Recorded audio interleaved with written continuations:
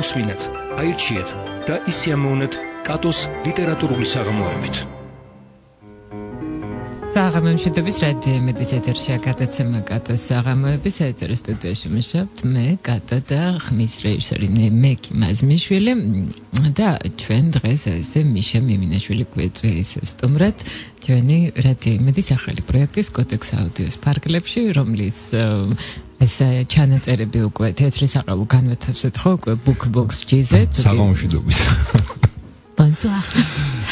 Ეთრა მე შენის ნებართვით მე გვეშე შემერთები ხვალ არის ჩვეულებრივი დღე 21 მარტი. ძალიან კარგი ადამიანების დაუნის სინდრომის მქონე ადამიანების მე მათ წინასწარ ვილოცავ ხვალ ჩვენ უკვე ეთერში ვერ შეხვდებით ერთმანეთს განსაკუთრებით ვილოცავ აი პატარა ვინც ჯერ კიდევ პატარებერენ მათ დედიკოებს მათ სასახელო დედიკოებს რამოდენიმე მათგანს რამდენიმე დედიკოს მე ვიცნობ და მათ მიმართ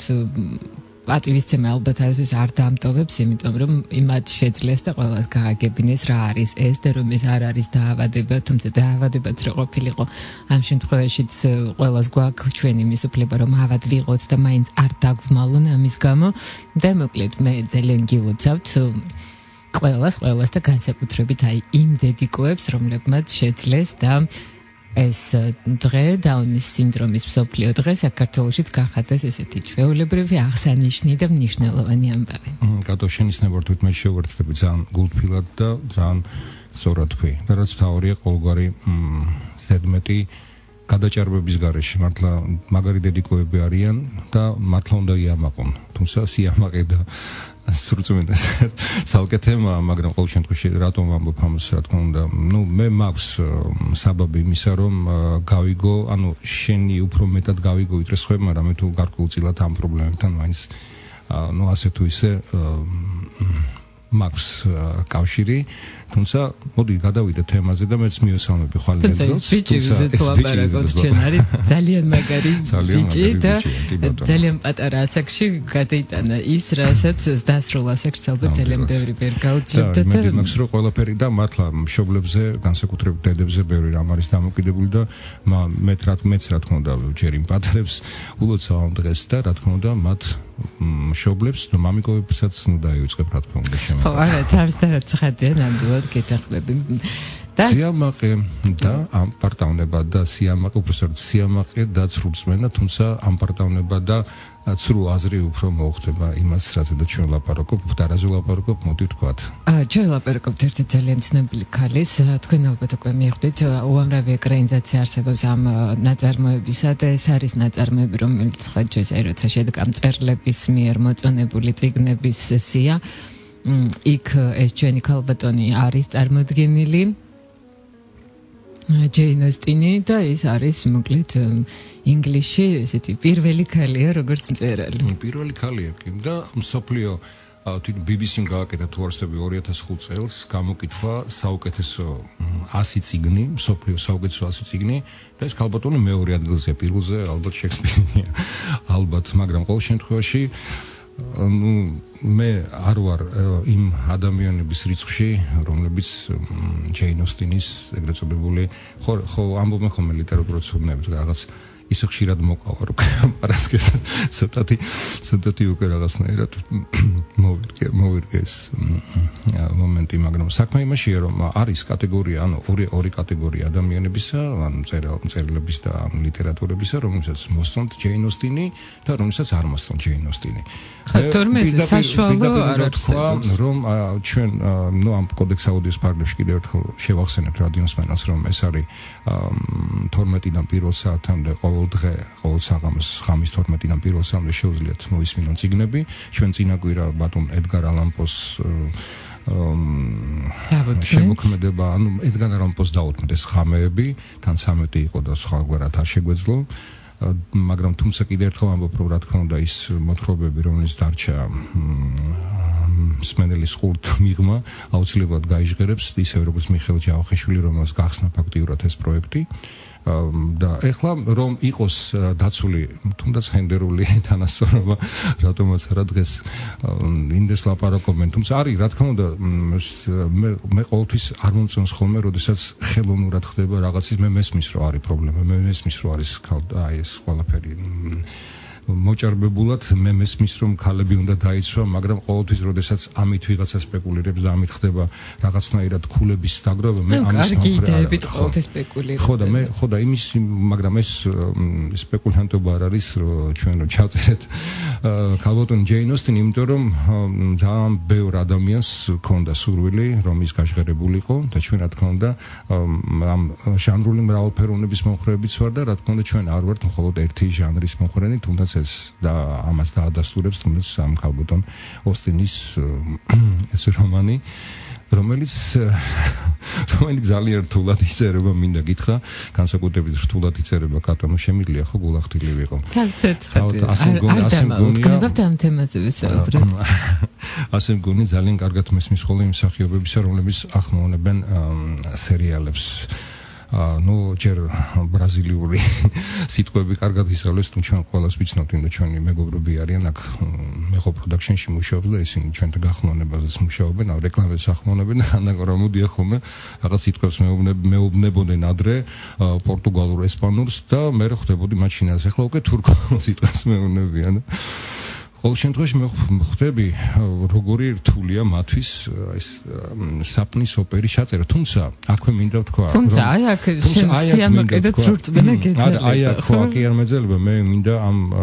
ამ ქალბატონს, რომელსაც მართლა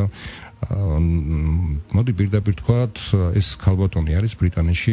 როგორც შოთა რუსთაველის ეხლა არ მინდა რა მოვარდნენ და რაღაცნაირად წოერებინ მათრიან, მაგრამ ყოველ შემთხვევაში ბრიტანეთში მაგალითად აი რა დაახლოებით ისევე ექცევიან მის ნაწარმოებს როგორც ჩვენთან ვეფხისტყაოსანს, რაოდენ გასაოცარი ჩემთვის არ უნდა იყოს და რა თქმა უნდა, როდესაც ახლა მე ვწერ ამას მიუხედავად იმისა, რომ მე მაგ გარკვეული პრობლემები და თავარი პრობლემა ჩემთვის არის დიალოგები დებს შორის, როდესაც ისინი ახალგაზრდა ყმაწვილებს განჟიან და ხო ხდება ეს იმდენად ბანალური, იმდენად მარტივი და იმდენად რაღაცნაირად გადაღეჭილია, თუმცა გადაღეჭილია ისევე როგორც გადაღეჭილია ცხოვრება, ყველაფერს თავი რომ დავანებოთ. ყველაფერი ბანალური არის, რაც ჩვენ ირგვლივ ხდება ირგვლივ და ეს არის ცხოვრება და ამ ქალმა ძალიან მარტივად, ძალიან ფაქიზად მინდა თქვა და აი ძალიან კეთილშობილურად არის მოწოდებული ეს ყველაფერი. მე სამწუხაროდ არ ვფლობ ინგლისურს ისე რომ, თუმცა მე ჩემი პირველი ანდრიას როცა უყიდე რაღაც პატარა ის პლანშეტი, ნიკ თავისთავად იყო მისი ეს ანდრია მიშას ხო და იქ იყო პირველი წიგნი, სწორედ ოსტინის ეს როგორ არის ინგლისურად კიდევ ერთხელ შემახსენებ Pride and Prejudice, მაგრამ რამდენად კარგი გამოთქვა მე საერთოდ ვერ ვიდები, იმიტომ რომ კომპლექსი მაქვს დაფნასთან ერთად რომ მიყავდა გადაცემა ყოველ სულ შენიშნოს მაძლევდა ხოლმე და თუმცა ეს არა ძალიან კარგად მახსოვს ის დღე და სულ ნატურალურად დაფნასთან ერთად სხვა შორის ეთერში მოხვედრას, თუმცა ეს სხვა თემა შენ ახლა რაღაცნაირად არა მე არ ვიეჭვიანებ, ხეთ მე ესე ჩვენ ხო ღია ურთიერთობა გვაქვს, open relationship ხოდა შესაბამისად არ ვიეჭვიანებ. მე მინდა დავასრულო კატო. ეს სხვა რადიოს წამყვანებთან არ წახვი. კარგი, არა, მაგაზე ეს თავისთავად ეს ხომ ღირსების საქმეა ჩემო კატო და არც სიამაყე და არც სამპარტაუნება და არც სრულწმენა ამას არ შეეფერდა, არ იქნება ბარიერი. და იმის გამომდინარე რომ მართლა როცა წერ წიგნს არის სირთულები თავიდან იყო ნამდვილად რთული, მაგრამ აი როცა უღრმავდები, მე კიდევ ერთხელ ამბობ რომ ნებისმიერ თუნდაც ედგარ ალან პო, თუნდაც აი მიხეილ ჯავახიშვილი ჩვენ გვიწევს რამდენჯერმე ამის საკითხვა და რაც უფრო მეჯერ აკვირდები, აი ამ სიმარტივეში, ამ თითქოს და ბანალურ ურთიერთობაში, ამ რაღაც თითქოს ერთი შეხედვით საპნის ოპერულ დიალოგებს მიღმა არის რაღაცა ისეთი სინატიფე და ისეთი რამ რის გამოც ნამდვილად ეს წიგნი არის ბესტსელერი. მე ეს თამამად შემიძლია თქვა ყოველგვარი გადაჭარბების გარეშე, იმიტომ რომ რა არის ამ წიგნში ისეთი, ამას ვერ ვიტყვი, იმიტომ რომ დღესაც ინსტიტუტებში რამდენადაც ვიცი, ცალკე კათედრებია სწორედ აი ამ ჯეინ ოსტინის შემოქმედების შესასწავლად და ისინი სწავლობენ მის ლიტერატურას. ჩემთვის ეს ცოტათი გაუგებარია, რა აქ ამ ქალს ახლა აქვს ამ ადამიანს დაწერილი ბევრი რამ, თუმცა ეს ითვლება ყველაზე საუკეთესო მის ნაშრომად. თუმცა ადრე როგორ ერქვა ხო იცი ამ წიგნს? სულ პირველად ერქვა პირველი შთაბეჭდილებები. ხო, ეს არ ვიცოდი, არც მე. მაგრამ ჩვენ აღმოჩნდა, რომ ორივეს ესე თვალი მოგვტაცა მარკ ტვენის დამოკიდებულებამ ჩვენი ბიჭის და ჩვენი გოგოს. მე რაღაცნაირად არ მინდოდა მე რაღაც ამისისა, თუმცა მარკ ტვენის დამოკიდებულება მე ამოვიწერე კიდეც. რომელსაც არავინ არ ეთანხმება თორე. ხო და თან ედგარ ალან პოსთან არის კავშირში რამე ჩვენ წინა ნახე როგორ ყველაფერი თავისთავად ხდება. ნება მომეცის გამოშხება. დეტერმინისტი ხარ. სადღაც ალბათ. სადღაც რაღაც გარკვეული ჩემი ნაწილი ხან ვიბრირებს იმაზე. ხო და მოკლედ ეს საკეთება. ჩემთვის ედგარ ალან პოს პროზა ისევეა როგორც ჯეინ ოსტინის. ისა რაც არ იკითხება. ახლა მარკ ტვენი ხო იცი? ერთი წუთი დაგჭირთ. ვიცით, მადლობა. არა, აქ არის განსხვავება. პოს პროზა რაღაც თანხის გულისთვის შეიძლება წაიკითხო. ოსტინისას კი არა. ჯეინის კითხვა შეუძლებელია. ნახე რა წერს მე ეს კაცი. სამწუხარო რომ მას მისცეს საშუალება ბუნებრივი სიკვდილით მოკვდარიყო. ეხლა ნამეტანი ეს კაცი ნამდვილად თამაში. არც მე არ ვეთანხმები მიუხედავად იმისა რომ აი ჯეინ ოსტინის ფანი არა ვარ და ეხლა შეიძლება ამ ჩანაწერის შემდეგ და ამ გაფორმების შემდეგ ფანი ნამდვილად არა ვარ, მაგრამ ყოველ შემთხვევაში ამ ადამიანის შემოქმედების თაყვანისმცემლებს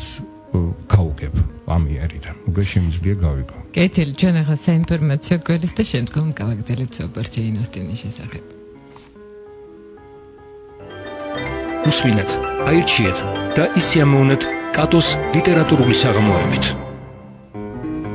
გრძელდება ჩვენი გადაცემა, მანამ სანამ მე აქ ესე გამოვდიოდი და ხმამაღლა და გამოთქმით ვკითხულობდი კურდღლის სიზმარს. კურდღლის სიზმარი თუდად მთავრდება, მაგრამ გაეღვიძება ბოლოს. ეს მსარეულებს რომ მიაბარებენ, აარიგებენ, ჩაარიგებენ წვრილ ამბაქებზე, ხორცად შეუჭამენ და ძვლებს გადაემტროენ ცერზე და მე ამასობაში კურდღელს გაეღვიძება. მე წავა კარლ გუსტავ იუნგთან და მოუყვება. ესეც რაღაც მესიზმრაო. ის ეტყვის რომ საყვარელო ხოიცო ლათინური გამოთქმაო, კანის პანემ სომნიად პისკატორ პისკეს ანა ძაღლს ესიზმრება ძვალი და მეთევზეს თევზებიო და ახლა გამოჩუმეთ, თორემ დავჩიომუშევარი და SMS ნომერი 9177 თქვენს განკარგულებაშია და შეგიძლიათ გამოგზავნოთ თქვენი სურვილები. შენ დაგავიწყდა უჯრიდან მორიგი სტაფილო ამოიღო იუნგო სტაფილობით სავსექნად და თვითონ კონდა ბაჭის სინდრომი არ გინდა ფროიდი რა სიტყვისა და ამასობაში გამახსენდა არ გინდა ნუ გაამჟაუნება არისტოფანეს რო აქ ევრიპიდეზე ჩვენ გაგვაგდებენ ერთად. ხო, ვიცი, მაგრამ მანამ სანამ გაგვაგდებენ ამას მოვყვები ევრიპიდეზე ამბობდნენ რომ მისი დედა იყო მწვანილის გამყიდველი ქალი და ნუ ამაზე ევრიპიდეს ხსენებაზე ის ერთ-ერთ თავის კომედიაში ესე ორი პერსონაჟი ლაპარაკობს და ერთი ევრიპიდეს ახსენებს და მეორე ეუბნება არ გინდა ნუ გაამჟაუნებ და მე მაინც ხოით ნავთლუღის ბაზართან გაზდილი ქალი ვარ მწვანილი პარაპიტნაცით ეხა შეიძლება ძალიან ბერმა unlike გავუკეთოს ჩემს გაცემს გვერდს იმიტომ სირცხული ხა მაინც არა ფეშენობაში გაზდილი არა ფეშენობაში გაზდილი ქალის მოსმენა უხერხულია და თან მე ხო ან უნდა დავმალო ეს ამბავი ან ის უნდა მოვყვერხოთ თავს უნდა ვიმართლებთ რომ იცით რა ჩვენ ყოველთვის ესე კი არის უბრალოდ გადაგვასახლეს ის 27 წელსში და მოკლედ SMS ნომერი 9177 თქვენს განკარგულებაში და მე მინდა ჯერ კიდევ მუშაობდე რადიომენში წამყვანად ამიტომ ეს დაუბრუნდებით ჯეინ ოსტინს რატომ გავიხსენე ეს ყველაფერი იმიტომ რომ ჯეინ ოსტინი იყო ჭკვიანი ქალი განათლებული არაორდინალურად განათლებული თავისი დროისათვის და ესეთი გარეგნობით მაინც და მაინც დიდად არ გამოირჩეოდა ძალიან კი უყვართ ხოლმე ბიოგრაფებს რა ისეთი კალმით ნახატი გოგო იყო და თითქოს კალმით ნახატი გოგო თუ არ ხარ ისე კალმით ვერ დაწერე რაიმე კარგს და იყო ესეთი ფუმფულა ესეთი დაახლოებით ისეთი გარეგნობა ჰქონდა როგორც აი რომელია იშნიცა გლაზუნია ქართულად როგორ შევწყვე როგორც ყოველთვის აი ესე კვერცხს რო დაახლი და ისე რო იწובה პირდაპირ აუთქვებავად რო ამოდის დაახლოებით ისე რო ჩანს ხო დაახლოებით ესეთი გარეგნება ქონდა ესეთი ფუმფულა მკერდი ქონდა და ნუ ავიენები სტატიები მაგ წაკითხული ჩემ მეგობარი მოთქვამდა რომ ეს დიდი ფუმფულა მკერდი აქვს და ძალიან ჭკვიანია თან მოთქვამდა რომ ეთყობა არ ვარ ჭკვიანიო იმიტომ რომ ნახეო როგორი სოციალური გამოკვლევა ვნახეო და იმიტომ არავინ არ მისმის როცა ვლაპარაკობ და ყველა იმიტომ უყურებს ალბათ ჩემს დეკოლტესო. ხო და აი ესე იყო დაახლოებით ალბათ ჯეინ ოსტინის თავსაც არც არ გათხოვილად ამაზე არის ის რომ აი რაღაცა და დაახლოებით არის პანის გასაჭირი ქონდა მამამის იმიტომ რომ ყავდა ძალიან ბევრი შვილი არ იყო მაინც და მაინც ისეთი შეძლებული კაცი არ იყო და მზითვებს სათანადოს ორი დაკავდა 7 ძმა ხო მაგრამ არა 5 ძმა ყავდა 2-დანი იყვნენ და 5 ძმა ყავდა ხო რაღაც ესე ნახე და მოკლედ აი ეს დარის პანის გასაჭირი იყო მათი ამბავი, ვიღაცას ჯეინი მოწონდა, ვიღაცა ჯეინს არ მოსწონდა და ბოლოს იფიქრა, რომ არა, თავი რა არის, აი ჯეინი, აი თუ არსებია, ესე ძალიან უცნაურია. მე ვიცი რომ ჯეინის დაც არ იყო გათხოვილი, როგორც მისი და ანუ ჯეინი და მაგრამ რატომღაც მისმა რაღაცა გაუთხოვარმა და ესე წერია. ყოველ შემთხვევაში ძალიან არასწორად არ ვიცი, ეს შეიძლება ბიოგრაფიაში ვიღაცამ შეცდომა შეიტანა, თუმცა რაღაც მისი პოპულარობა, ჯეინ ოსტინის პოპულარობა გაიზარდა მაშინ, როდესაც მისმა დის შვილმა დაწერა მაზეო წიგნი, თუმცა დას შვილი ნამდვილად აკავდა, არა, გათხოვილი არ იყო. არა, დის შვილი. ესე იყო ნადუ ნიპლიმიანის ანუ ხო პლიმიანის აბარა არის პლიმიანის ძმის შვილი შეიძლება არა საუბარი იყო დის შვილზე ესე ხაზგასმით იყო ხო და ნუ მაგას არ აქვს ნიშნობა ყოველ შემთხვევაში მთავარი ისი თქვა მინდოდა მე რაღაცნაირად გადავდივარ ხოლმე მაბნა ხო და თავის არის რომ მას აი ეგრეთ წოდებული ჩუპჩიკი რო ახურავს თავზე ეს რას ნიშნავს იცი ანუ ხო ხდება ანუ რაღაც აი ახლა მე მგონი შენ შეგიძლია ნახო ეს შეხვიდე და მისი პორტრეტი ხო ეს ჩუპჩიკი თავზე ახურავთ ქალბატონებს ბრიტანელ ქალბატონებს მაშინდელ ეპოქაში ნიშნავდა იმას რომ ესენი არიან ეგრეთ წოდებული რა ქვია მათ ქალები რომლებიც არ თხოვდებიან და აღარ გათხოვდებიან რა ქვია ქართულად შინაბერაც არის აუ უფრო სხვა სიტყვა მოხდება ნუ ყოველ შემთხვევაში შინაბერა უკვე ოფიციალურად და თვითონ თავისინებით შინაბერა ანუ როდესაც მას უმეტეს შემთხვევაში ძალიან ლამაზი ქალები არიან შინაბერებენ ძალიან ჭკვიანები და ყველა შინაბერა ქალები თავისინებით შინაბერა აი რაღაც ეს ჩაფხუტივით რაღაც ეს ჩეპჩიკი რომ უფრო ეს უხდება ნუ მაგრამ ეს ჩაჩი რო აქვს თავზე მოხურული ნიშნავს იმას რომ ეს უკვე არასოდეს არ გათხოვდება მაგრამ არ ვიცი არც ისეთი 51 წლის იყო რომ გარდაიცვალა ეს ქალბატონი თუმცა რო კითხულობ მის რომანს და იქ აღწერილია ადამიანი რომელიც უკვე ამდენი წელი იცხოვრა დედამიწაზე და ცოლი არ შეურთავს და როგორ შეიძლება და ადამიანის ცლოვანებას არ ეკითხავარი 25 წლის ანუ მაშინ ხო რაღაც თვითონ ეს ზღვარი თვითონ ცხოვრების დონე ალბათ და თვითონ მე სხვადასხვა ისიც გამიკვირდა რომ ამ ქალბატონს ასეთი ამდენი ძმები და დები ყავდა, იმიტომ რომ ის პერიოდია, როდესაც ჩვილების სიკვდილიანობა ძალიან მომატებული იყო, სხვადასხვა იმ რეგიონშიც კი, სადაც ისინი გაიზარდნენ და ყველა თვლიდნენ, რომ ამ ოჯახზე იყოს რაღაცა გარკვეული ღვთისწყალობა და ალბათ აბრალებდნენ იმასაც, რომ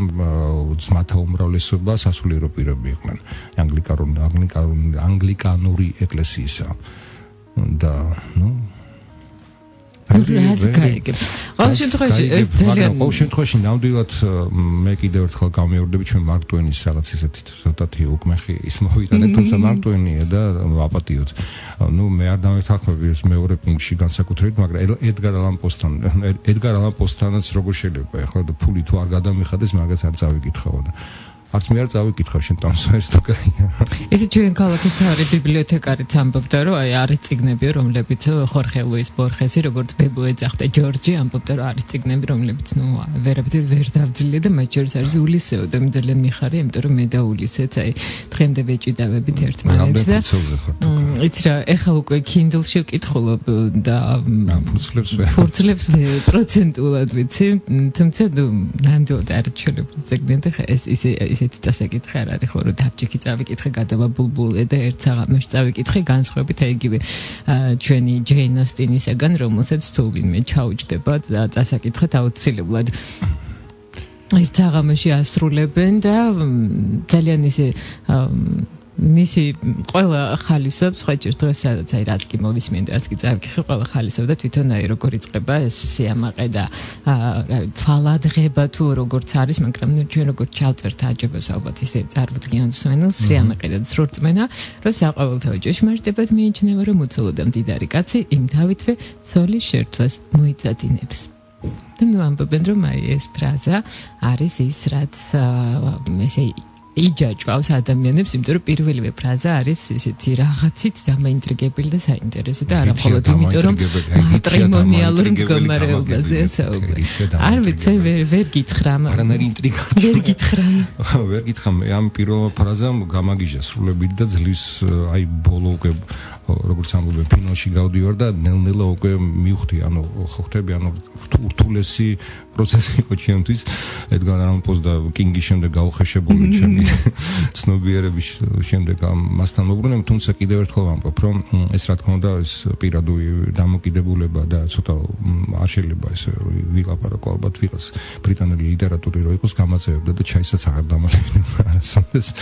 სიმბირს უკან დაგატოვებინებდი. სიმბირს უკან თუმცა მე აქვე ვამბობ კიდევ ერთხელ გამეუბნები რომ სიმბირს იკითხო რაღაც მეორე სიმბირს იკითხა რა უნდა იყოს. არა ეს დედამიწა ხომ გვალია და იქიდან გადახვიდე და პირდაპირ და ისე მომბრუნდებოდი და ვეთქვი მომბრუნდი ბონსუარ აკაკ ნაშეჩაა ხო და იმის თქმა მინდა მე ძალიან მიგვირს აი ჩემს პატარობაში ეხლა მე პრინციპში რო ვკითხულობ აი ანუ ვკითხულობ იმ გაგებით რომ წერთ ამ წიგნს და რო ვკვირდები ჩემი ასაკის ადამიანი უკვე აღარ არის რაღაცნაირად მერიდება უკვე თვითონ ქალბატონი ოსტინი 41 წლის იყო რა გარდაიცვალა და იქაც წერია აი მის ბიოგრაფიაში რომელიც მისმა რაღაც გაურკვევლმა დიშვილმა გამოაქვეყნა რომელიც წესით არ უნდა ყავდეს მაგრამ თურმე ყოლია არ ვიცი და აი წერია რომ აი რაღაც უკვე რაღაც ხანდაზმულ ასაკამდე ესე იცხოვრა და ხანდაზმული ასაკი 41 წელი ხანდაზმული ასაკი ყოფილა ეს ქალბატონი წერდა რომელიც ცხოვრობდა მე-19 საუკუნეში მაგრამ მე მის თქმა მინდა რომ აი მე ბავშვობაში არასოდეს არ გამიგია ჯეინ ოსტინი ხო, აი ვერც გაიგებთ, იმიტომ რომ ქართულად არ იყო თარგმნილი, ძალიან გვიანი თარგმნა ქართულად და გარდა ამისა რუსულად იყო თარგმნილი თურმე, მაგრამ ესეთი ძალიან მაინც იცი როგორი ხალხი კითხულობდა ის საზღვარგარეთის ლიტერატურას, ვისაც ასწავლიდნენ. გასაგებია, სადაც ეგრეთ წოდებული აბიზალოკა იყო იმის კითხვა. რატომღაც აი მე გახდა პოპულარული ეს ფილმი რო გამოვიდა, კირა ნაიტლის რო შეხედა ხალხმა, მე დაიწყეს კითხვა. მე სხვა ჩემს ნაკლებად მიზიდავს ხოლმე რატოღაც თვალში არ მომივიდა ეს ფილმი თუმცა წიგნი ყოველთვის გაცილებით საინტერესოა მაგრამ ხანდახან არის რომ ფილმი ძალიან ისეთი გამოვა რომ გაფიქრებინებს ღმერთო ეს წიგნი რა უნდა წამაკითხოსო არა და სულტყვილად მე საერთოდ ეს დრო არ მომწონს აი რა ნელ-ნელა აი ახლა ვეგუები უკვე რაღაც ლიტერატურა სადაც ეს დრო არის აი ხაზგასმით მქონდა რაღაც ერთგვარი ნეგატიური დამოკიდებულება ლიტერატურისადმი სადაც თუნდაც თანამედროვე ავტორს ეს დრო ქონდა აღწერილი არ ვიცი რატომ ალბათ თუ არსებობდა რაღაც წინაცხოვრებაში რაღაც გარკვეული რაღაც ახლა არ ვიცი მაგრამ ყოველ შემთხვევაში იმის თქმა მინდა რომ ოსტინის შესახებ არაფერი არ ვიცოდი თუმცა ბრონტეების წიგნები ვიცოდი ემილია ბრონტე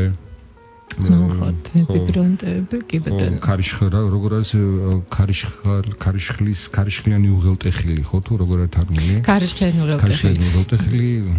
სხვა ჩვენს მოდი ჩვენ გოგოს დაუბრუნდეთ ისე ჩვენი გოგო იყო 20 წლის თუ ერთი მონაცემით 20 წლის მეორენი აზოსტეპენ 21 წლის როცა ეს დაწერა ეს სიამაყე და წრორწმენა წინასწარ განწყობა ალბათ უფრო სწორია მაგრამ მართლაც როგორც ჩაიწერება ჩვენი წიგნი და როგორც ჩვენ ვიყვებით ჯობია ესე ვთქვათ და 20 წლის იყო, მაგრამ დაიწუნეს ეს წიგნი, არავინაც არ გამოსცა ეს წიგნი და ნუ მე მოგვიანებით უკვე როცა უფრო ესეთი მოწიფული მწერალი იყო, ჩაასწორა, მიასწორა, მოასწორა და ნუ მე გამოიცა და სამჯერ გამოიცა მის სიცოცხლეშივე, თუმცა ისე იყო, რომ ჩვენმა გოგომ გაყიდა ამაზე თავისი საავტორო უფლება ას რაღაც გირვანქად, იმიტომ რომ როგორც ჩანს თანხა სჭირდებოდა და ვერ მოიცდიდა სანამ ეს წიგნი გაიყიდებოდა და მე მიიღებდა შემოსავალს და აი ესე დავკარგეთ უფლებები ამ წიგნზე. ძალიან მომეწონა შეფასება, რომელიღაც აი ამ მის ბიბლიოგრაფიაში ეწერა, რომ მას ჰქონდა ეგრეთ წოდებული მსუბუქი პირადი პოპულარობა. შეგიძლია ამიხსნა, კატო, რას ნიშნავს მსუბუქი პირადი პოპულარობა? ნუ თუმცა მას უხდება ალბათ ეს მომენტი. მსუბუქი პირადი პოპულარობა. ანუ წიგნს ჰქონდა ესეთი ჯეინ ოსტინს ჰქონდა თავის აი სიცოცხლის განმავლობაში ხვარიან მწერლები, რომლებიც იმსახურებენ მოწონებას და რომლის პოპულარულები ხდებიან სიკვდილის შემდეგ და ასე შემდეგ, თუმცა მას სიცოცხლეშივე ჰქონდა მსუბუქი პირადი პოპულარობა. და მე მგონი ამას მაინც უფრო ავიენებიან პეპენ, იმიტომ რომ მე ვნახე სხვა შეფასებები კიდე ვიღაცა ქალბატონი წერს, რომ მე მის შესახებ ჯეინ ოსტინზე ამბობს, რომ არ მინახავს ისეთი ხალისიანი, ისეთი ცოცხალი და ისეთი მოძრავი და თან ესეთი აი საქმროებზე მონადირე, როგორც ჯეინ ოსტინი იყო. აი ეს ავად მოიხსენიეს, მაგრამ გამომდინარე იქიდან, რომ ჯეინ ოსტინს და ამ ქალს არ თუ ისე დაშაქრული ურთიერთობა ჰქონდათ და მაინც ფინჯანი და კოზივით ურთიერთობა არ ჰქონდათ და აქ არ გვინდა ჩვენ ახლა განსვენებული ზიგმუნდის შეწუხება, ხო, განსვენებული ზიგმუნდის შეწუხება ფინჯანში რო კოვზიდებს, ამაზე არ გვინდა სხვა რაღაცების ფიქრი და ანუ არ ქონიათ მაინც და მაინც კარგი ურთიერთობა. და შესაძლოა შესაძლოა ამ კალმას უაც ისე, ხოც, მაგრამ რეალური ჯეინ ოსტინი ამბობ, ვერ სწორედ აი თავის ნაწარმოებებში ჩანს და ესეთი იყო ჩვენი გოგო. მე მაგალითად ფიქრობ, რომ აი მამისა და მთავარი მოქმედი გმირის დამოკიდებულება მიუხედავად იმისა, რომ აი ელიზაბეტს თავისი გვარის წარმომადგენლები სწვენია, თავისი დედის, მაგრამ მამასთან აქ გარკვეული ისეთი ლოიალური დამოკიდებულება, რომელიც სიყვარულში არ არის გადასული, მაგრამ მამამისი როგორი მომენტია აქ. მამამისი აქ ისეთი ცინიკური ინგლისური იუმორი, ყველაფერზე ძალიან ეს მომწონს ძალიან, სხვა შორის ძალიან დახვეწილი იუმორით არის მომენტებში ისეთი სიღრმისეულიც კი, რომ გაუცდები, ანუ მეორეჯერ უნდა წაიკითხო, რომ მიხვდე ამ სიმარტივეში გარკვეულ რაღაც ისეთ მარცვალს, რომელიც აი ამ ნაწარმოებს ხდის მართლაც და განუმეორებელს, მიუხედავად იმისა, რომ ბანალურია კიდევ ერთხელ ამბობ, თავისი შინაარსით თითქოს და ნუ რაღაც დამოკიდებულება, იქ რაღაც ქალწულს მოწონს ახალგაზრდა ყმაწვილი, რომელიც მდიდარია, მაგრამ აღმოჩნდება, რომ იმ კონდა და ეს იმას მოწონს ისა და იმ დასმოკ ის და მე მოკლედ ნუ აი ესეთი მომენტია და საბოლოო ჯამში საინტერესო წიგნები. მაგრამ ძალიან საინტერესო წიგნია. მე არა მეც კიდევ ერთხელ მე არ განვაქიქებ, მე უბრალოდ ვამბობ იმას, რომ მე რომელსაც ესეთი დამოკიდებულება მქონდა მანამ სანამ აი ამ სიხმისეულად არ ჩაოჯექი, მე ყველას ურჩევ ეს წიგნი წაიკითხოს, ან თუნდაც მოისმინონ და რაც შეეხება ბუკბოქსის ჯერჯერობით თეთრი საყელოს ბოლომდე დადება და იმ წიგნების ალბათ ეს უფრო მოხდება უკვე აი იმ მომდევნო კვირის დასასრულს, რამე ტექნიკური მომენტებია რაღაც დასამთავრებელი და უკვე ნუ აი პირდებით რომ ყველაფერი რაც აი კვირის ბოლოს, მომდევნო კვირის ბოლოს ყველა ნაწილი თუნდაც აი დღეს გავა ეს ჯეინ ოსტინი მინდა თქვა რომ ყოველ პარასკევს არის შენთან პრეზენტაცია ახალი მწერლის. ნუ დღეს აღამის ჩვენ მოვისმენთ ჩვენი გოგოს. და მართლა კარგი გოგო იყო, მოდით ახლა კიდევ ერთხელ ნუ დამძრახოს მისი ეგრეთ წოდებული ფანი არ მიყვარს სიტყვა, მაგრამ მისი მოყვარული და მისი მოტრფიალე, მოდით ცოტათ ისე ვილაპარაკოთ. ვიქტორიანულ ენაზე. მაგრამ ხო, მაგრამ აი ამ იმაში თითქოს და აი რისი თქვა მინდა, აი რო უყურებ ამ სილაღეს, ხო, როგორი სილაღეა, როგორი თავისუფლებაა და როგორი თვითკმაყოფილება არა, მაგრამ აი თვითონ აი სტატუსი, ხო, აი სიყალბეც თითქოს და აი მომდინარე ეს ამპარტავნება, რომელიც აი გარკვეულ კლასობრივი დამოკიდებულები და კლასობრივი მიკუთვნილებით იყო გამოწვეული, რომ შენიყავი თავადი და შენიყავი აზნაური და შენ აი ჩვენი გოგო იყო ჯერსი, თუ არ ვცდები, ესე ეწოდებოდა ჯენტრი, ხო? ჯერსი რა კარგი განცდა. არა, ჯერსის შეიძლება რაღაცა იყო, ჯენტრის ისეთი გრადაციებია, ხო? ნუ გამჟავნები, ხო? კი ხო ნუ მოკლედ ანუ ცენტრის არ ქონდა უფლება რომ მიწათ მოქმედი ყოფილი მიწათ მოქმედი ანიშნავს რომ თოხი დაეჭი და მაინც და მაინც ებარა თუმცა არ ქონდა უფლება რომ გარკვეული რაღაცები ანუ იქ ძალიან ისეთი უცნაური მხოლოდ ბრიტანეთისთვის გასაგები და ბრიტანელისთვის გასაგები მომენტებია ხო თან ბრიტანელი ძალიან დიდ ბაბუა იყო ექიმი და იმ პერიოდში ნუ ჩვენ დროში საწყალს ექიმებს ხშირად ხვდებათ ხოლმე რა იცის კაცო მაგან ექიმები მკითხავები არიან ხო და ნუ მაშინ ეთყობა ესეთ დამოკიდებულება არ იყო მკითხავზე ალბათ უფრო მაღალი რანგის იყო მაინც ინგლისელები ცოტა ესეთი მე მგონია რომ მაინც და მაინც არ აქვთ ესეთი მითოლოგიური აზროვნება მაგრამ ნუ დიდად საპატიო ვერ დაგეთანხმები ამაში ვერა ხო ორი წუთი განკარგულებაში რომ დამარცხებო ამაში არა მითოლოგიური აზროვნებისკენ მიდრეკილნი არიან არა ყოველ შემთხვევაში აი თამაბანია ორი წუთი და გოგოს ამბავი იყო ისე რომ იყო ბაბუა ყავდა ექიმი მამა იყო სასულიერო პირი მე როცა დაქორწინდა ჯეინის დედა რაღაცა წვრილ აზნაურთებს მიეკუთვნებოდათ და ნუ ეს იყო ხო წინ გადადგმული ნაბიჯი იყო ოსტინებისთვის რომ აი ესე დაწინაურდნენ მაგრამ ნუ აი ისე მაინც რაღაცა მაღალ საზოგადო თავადაზნაურობას ვერ გაუტოლდებოდნენ და ყველაზე მაგრა გავმართლა ერთ ძმას რომელიც ვიღაცა დიდგვაროვანმა იშვილა და ის ცენტრიდან გადავიდა უკვე მაღალ წრეში და მან მე შემდგომ მოიყვანა ვიღაცა ფრანგი ქალი რომლის პირველი ქმარს თავი მოკვეთეს რევოლუციონერებმა და შემდგომ ის ხო და ის ქალი შემდგომ ოსტინთან ერთად ყვებოდა ამბებს და შემდგომ ეს მისი ძმა რომელიც ეს ქალი მოიყვანა მოგზაურობდა ბევრს და მიმოწერა ქონდა და ამ მიმოწერებიდან და აი ურთიერთობიდან იქნებოდა ის საოცარი თუნდაც კიდევ ერთხელ ამბობ ძალიან მარტივი ბანალური მაგრამ ძალიან ლამაზი და სწორი და ძალიან ისეთი და თან ეს პრობლემები რაც ჩვენ გოგოს აქვს წამეწრილი თავის წიგნში და ექვსი შვილის დედა ეს ანუ ექვსი ლიტერატურული შვილი ყავდა რომანებში თორე ისედაც ახლა წერდა ჩვენი გოგო ესეც არ იყო რომ არ წერდა მაგრამ ის ამბობდა რომ აი სიამაყედაც რორწმენა არის ჩემი საყვარელი შვილიო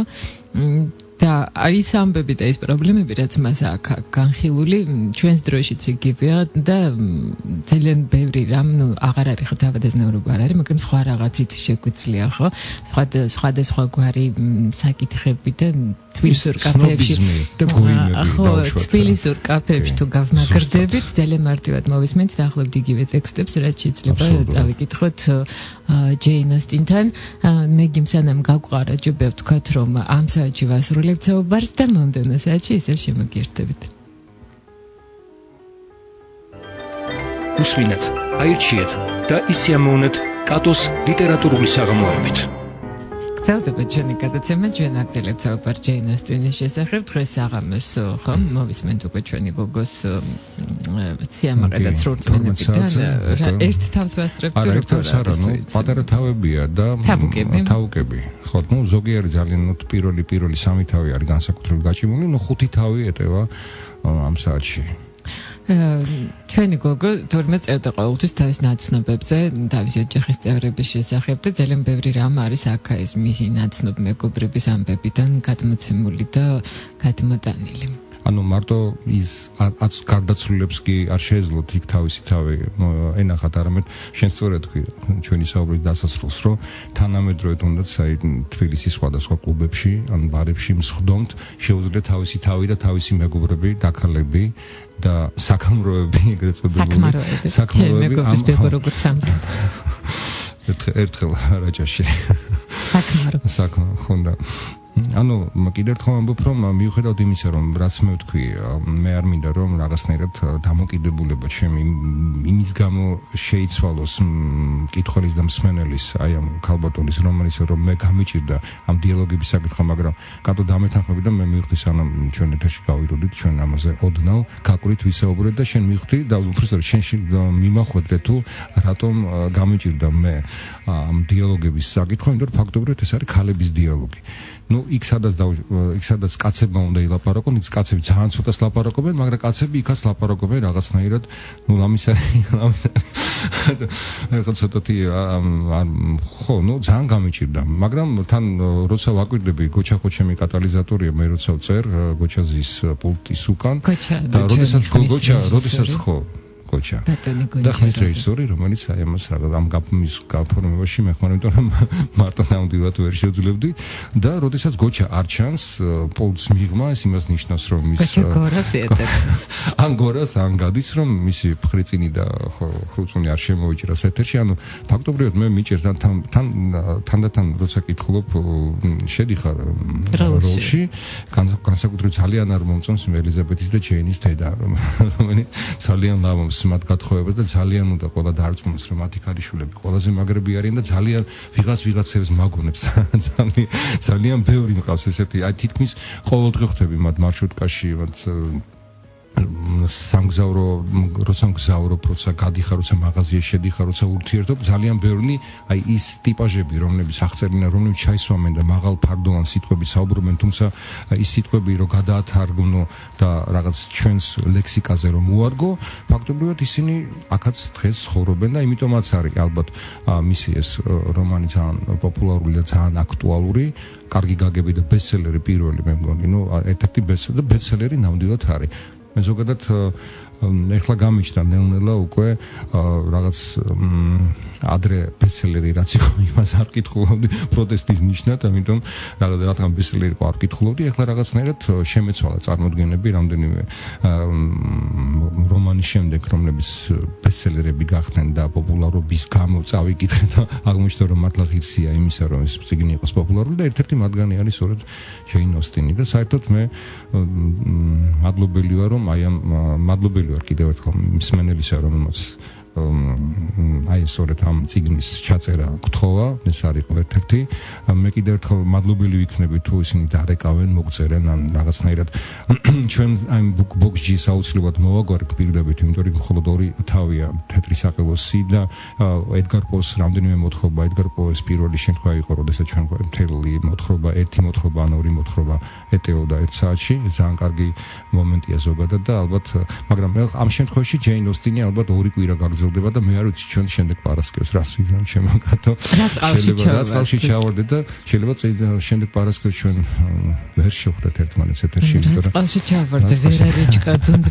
ვერარიჭკაში თავს ვერ დავიხრჩებდე, მტკვარი ძუნძგლიანია ხო და სენამდე შორი, ამბობენ სენა ძალიან ძუნძგლიანია, უმართალია. რომელი არ არის ძუნძგლიანი, მითხარი, ძუნძგლიანი არ არის მხოლოდ ის, რომელსაც არ აქვს სიამაყე და სრულწმენა და სიამაყეს თუ მოიშორებ, მტკვარიც ძუნძგლიანი, მტკვარიც კი სუფთად მოგეჩვენება, ამიტომ ჯობია. და აი ყოველთვის ძალიან ხშირად ხვეჭერს არის, რომ აი ამდენი ფილმი თუა გადაღებული რაღაცა უნდა წავიკითხო წიგნი, ჩემი ოჯახის უმცროსმა წევრმა ეკითხა ამასთან იგივე ჰარი პოტერს, რომელიც ჯერ ყველა სერია ნახა, მე გადაწყვიტა რომ წაეკითხა და როცა დაიწყო კითხვა, ეს ხო ყველაფერი წიგნშიც, ფილმშიც იყო. მაგრამ მე რო შეყვა ამ წიგნს მიხვდა, რომ წიგნში არის ისეთი ამბები, რაც ფილმში არც კი გაჭაჭანებულა და ესე შეიტკბო და საინტერესო გზნობაა კატო, მე მინდა უჩიო თქვენს ვიზიტას ლაპარაკობ იმ ხმაწვილს, რომ ძალიან კარგი გზნობა, როდესაც აი არა ეს გოგო და ჩვენ ხო ყველანაირი ბავშვი ყავს შინ, ყველა ასაკის და ყველა სქესის. მე დავიბედი უგაცრავად, იმედი არ მიწყენს. ხო და მე იმის თქვა მინდა რომ ძალიან სასიამოვნო გზნობა, როდესაც აი კითხულობ რაღაც თუნდაც იმ ბესტსელერს, რომელსაც მე ადრე არ გიხულობდი და როცა იმიტომ რომ პოპულარული წიგნების მიმართ რაღაც გარკვეული პროტესტი გიჩნდება, მაგრამ როდესაც კითხულობ ამას და შემდეგ ხდება მისი ეკრანიზაცია, ეს ყველაზე კარგი მომენტია, როდესაც შენ კრიტიკოსის, ანუ შენ უკვე იცი რა ხდება და რაღაცნაირად თუ არ მოგეწონება ფილმი, არ მოგეწონება თუნდაც აი სიყალბეს იგრძნო პირველივე კადრში ამ მსახიობის რაღაც რაღაც არასწორად ავიჩემეთ დღეს ეს თემა, მაგრამ ყოველ შემთხვევაში თუ იგრძნობ აი ამ მსახიობში პატარა სიყალბეს, ეგრევე მიხვდები რომ ფილმი არ შესდგა. ანუ ფილმი არის და არ უყურებ. გარდა ამისა, რაღაცა მე მგონია რომ არის წიგნები, რომლებიც აი როცა გაიგებ რომ ეკრანიზება მოხდა ამ ფილმის, ფიქრობ რომ აი ამას არ უყურებ. მე იგივე კარამაზოებზე მაგეს, ასევე მაქვს იურაჩკა ჟივაგო, როგორ ექიმ ჟივაგოზე ზოგადად ალბათ ასეა. მე ამიტომ ვურჩევ ყველას რომ ზოგადად ჯობია რომ წაიკითხო, მაგრამ ნუ რა თქმა უნდა მოსმენასაც არ აუშვებს, რამე თუ მოსმენით ნელ-ნელა მიხვალ იქამდე რომ წაიკითხო, ნუ ახლა ეს არ არის აუდიო წიგნი, რა თქმა უნდა კითხვა, თუმცა ძალიან ბევრ პრობლემას ხსნის ეს აუდიო წიგნი და ძალიან კარგია მათთვის ჩვენ დროს, იმიტომ რომ მაინც ფილმი არ არის, ხომ? ეს არ არის რაღაც სპექტაკლი, რომელიც გარკვეულწილად წამკითხველს შეუძლია თავისი ნიუანსები, თუნდაც აი ამ ქალბატონების დიალოგს როცა კითხულობ, რაღაც შენი ნიუანსი მოახვიო თავს მსმენელს და ამითი შეიძლება გარკვეულწილად ის შინაარსი, რაც მწერალს უდევს, უკვე შენეული ხედვა მოახვიო და ხვდები ან ყოველთვის ჯობია უშუალო კავშირი როცა გაქვს თვითონ მწერალთან, მაგრამ აუდიო წიგნი მიმაჩნია რომ ის რასაც ჩვენ ვაკეთებთ, ჩვენ ყველანაირად ვცდილობთ რომ ეს მინიმალურად იყოს, არ იყოს ის მუსიკალური ფონის იმისთვის არის გაკეთებული, რომ ძალიან ვცდილობთ რომ უბრალოდ არ იყოს ძალიან მდორე და ძალიან დუნე ეთერისთვის. თუმცა ის შეიძლება რა მინდიხარი ახლა შენ აქვს გადაშენს აუდიო კოდექს აუდიოს აქვს ცალკე Facebook-ის გვერდი, როგორ არის ეს ამბავი საჭირო მოგწერო ეს თემა, როდესაც ჩვენ აი ავიღეთ და აი დიდი ხანი ფიქრი აღარ დაგჭირდა, რადგან მოვიდა ეს იდეა, ავიღეთ და განვახორციელებთ და პროცესში ვარ პრინციპში. უბრალოდ ჩვენ არ გვინდოდა გაჩერება და დავიწყეთ, ამიტომ ალბათ მას ეყოლება თავისი Facebook-ის მხარდამჭერი გვერდი აუცილებლად მალე და ის BookBox-ი, რომელიც ჩვენ უკვე არაერთხელ ვახსენეთ და ფაქტობრივად როდესაც მიდის მისი წარდგენა არის აუდიო პორტალი BookBox-ი და რადიო მედიის ერთობლივი პროექტია ეს და BookBox-ზე დაიდება ყველა ის წიგნი, რომელიც გადის ეთერში, ყველა თავიდან ნებისმიერ მსმენელს შეუძლია ნებისმიერ დროს შევიდეს და ონლაინ რეჟიმში წაიკითხოს ის უბრალოდ. ხო, უბრალოდ აზრისაც შეიძლება გაგიზიარონ, რომ აიტორეთ უნდა ამასაც ჩვენ აუცილებლად თვითონ BookBox-ზეც ალბათ უბრალოდ ეს ხვდები საიტსაც თავისი რაღაც გარკვეული კულტურა აქვს და თავისი რაღაც გარკვეული რაღაცნაირი ტექნიკური მომენტები, რომელიც ჩვენ უნდა დაიხვეწოს და გვინდა რომ ყველაფერი დავასრულო და მე აუცილებლად ვეთქვი, თუმცა ჩვენ არ გვინდა ამის გამო შეჩერება, ამის გამო გაჩერება, ნელ-ნელა აი ამ პროცესში თვითონაც ხვდებით, აი თუნდაც ის მოთხრობები ჯობია პატარა და ჩასვათ 1 საათში თუ მთლიანად რომანი გაჭიმო, თუმცა ასეც იქნება და ისეც იქნება, ხან ოსტინი იქნება, ხან პო იქნება, ხან ქართული კლასიკოსები იქნებიან, ხან კიდევ ბატონი კოსტია და ქალბატონი აგრაფინა. არა, ქალბატონი აგრაფინა არ არის, ეს არის ქალბატონი აგრაფინა არის პროტოტიპი და კარგარეთელი სასახლის სკანდალი, ამიტომაც ქვია ჩემს ციკლს ესე მე ხო ჟურნალისტმა გორღობე ორღობე ხო აი მე აი რატომ ერთხელ რაჭაში ორღობეში აი ორღობე ძალიან ჟურნალი ეს ონლაინ ჟურნალი მაქვს რომელსაც ნუ გვერდზე კატოს აღამოები შეიძლება ნახოთ პერიოდულად ალბათ პატივი მექნებოდა რა ჩემს ჟურნალს არა აი ორღობეში მეხვედრე ძალიან ისეთი რთულია ძალიან უნდა იქაჯო რაღაცა რომ მე ვცდილობ ამ ბოლო დროს ძალიან ასაკუთრებია ესე ორღობეში შესახებ რაიმე ნიუსი ამბავი დაიწეროს კეთილი ჩვენ გაცებეთ დასასრულს მივახლოვდეთ თქვენ 12 საათზე უკვე ხო 12 ჩამოჰკრავს Big Ben-ი ქალბატონი ჯეინ ოსტინი გიამბობთ თუ რა სიავე შეუძლია მოიტანოს სიამაყის და ცრუწმენას რომლის სიავის დაძლევა ასევე სიამაყის და ცრუწმენით არის შესაძლებელი ეს სხვათა შორის მისი ნათქვამია ჩემი არა და ამაში არის რაღაც იმიტომ რომ სიკეთეც და ბოროტებაც თანაბარ უფლებიანია და თანასწორია მაგას დიონისი არ ვეპაგელი არ ეკნებოდა წაკითხული არ ეცოდინებოდა რომ ხო მე ჭება არა მაშინ არ იტყოდა რომ თანასწორია იტყოდა რომ სიკეთე ბოროტება სიკეთის ნაკლებობა ალბათ მაგრამ იმ ეპოქამ იმოქმედა თქობა როდესაც თავდაჭირილობა გმართებდა და გაათანაბრა არავისკენ არ წავიდა არ გააბრაზა არ გინდა ნუ გაამჟაუნებ დროა დავესრულოთ გადაცემა როგორც მე გიგვანიშნეს მადლობა შენ სტუმრობისთვის მადლობა მსმენელს ყურადღებისთვის და 12 საათიდან შუაღამერო დააკრავს უკვე ჯეინ ოსტინი შემოგირდებათ ნახვამდის უსმინეთ აირჩიეთ და ისიამოვნეთ კატოს ლიტერატურული საღამოებით